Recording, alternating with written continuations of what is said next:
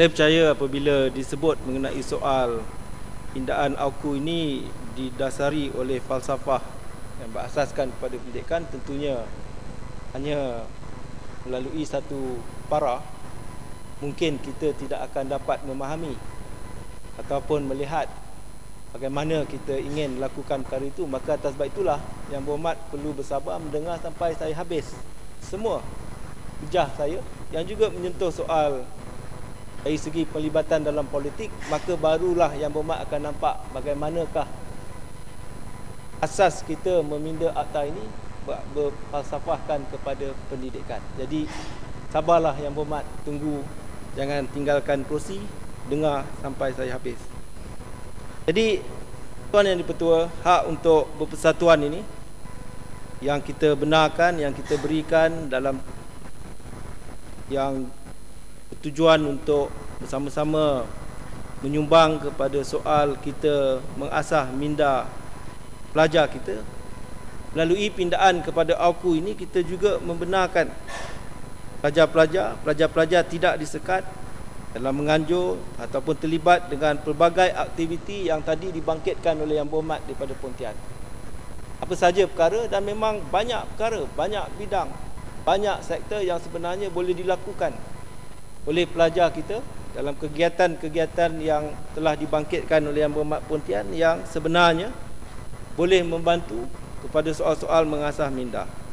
Begitu juga pindaan ini akan membenarkan interaksi antara pelajar dan ahli-ahli politik serta parti politik dibenarkan bagi program-program yang berkaitan dengan akademik. Misalnya kita nak buat debat atau forum mengenai kenaikan harga minyak atau turun harga minyak, nak dijemput, tak ada masalah. Kerana ia terlibat dalam soal akademik, soal yang sememangnya ada kaitan dengan pembelajaran oleh pelajar universiti melalui pindaan kepada AUKU ini. Dan begitu juga hak pelajar untuk melibatkan diri dalam demokrasi pelajar dan berkecimpung dalam politik pelajar sebagai suatu latihan dan penyertaan sebagai persediaan mereka dalam penyertaan politik negara di masa hadapan juga diteruskan melalui pindaan kepada AUKU. Terima kasih.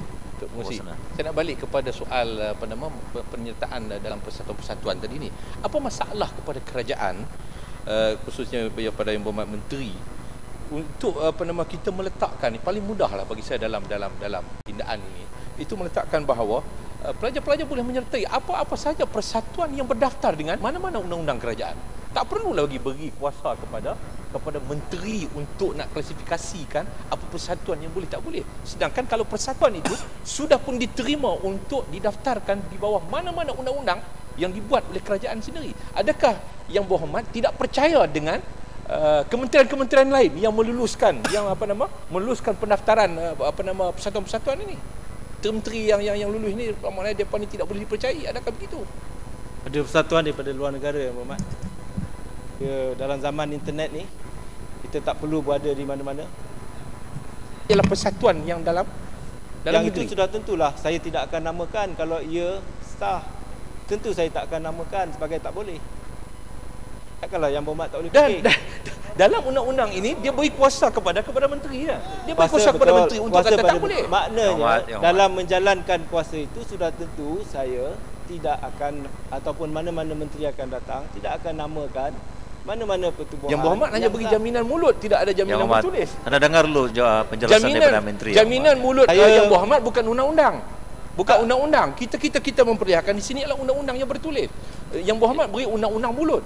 Bukan undang-undang yang bertulis yang tidak boleh dipegang. Yang Berhormat, saya minta agar menteri diberi peluang untuk menjelaskan perkara ini. Ya.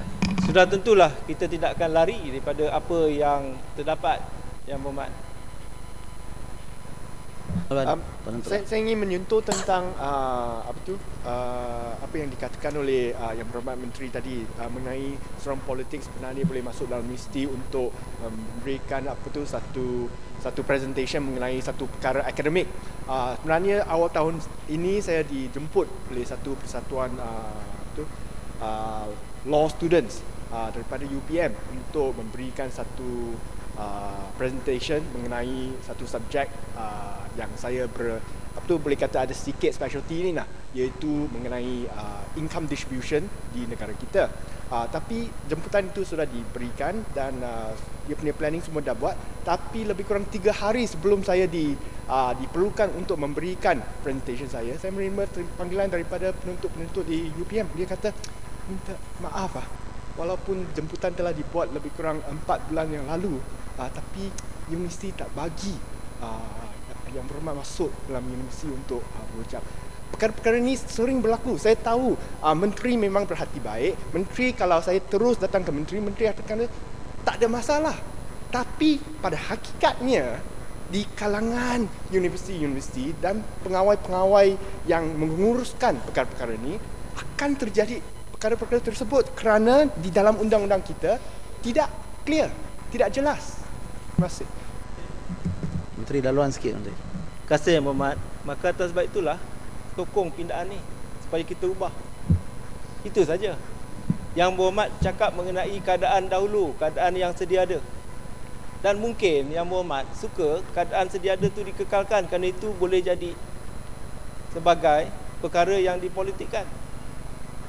Menteri saya tak politikkan barang ni. Yang Berhormat. Terima kasih.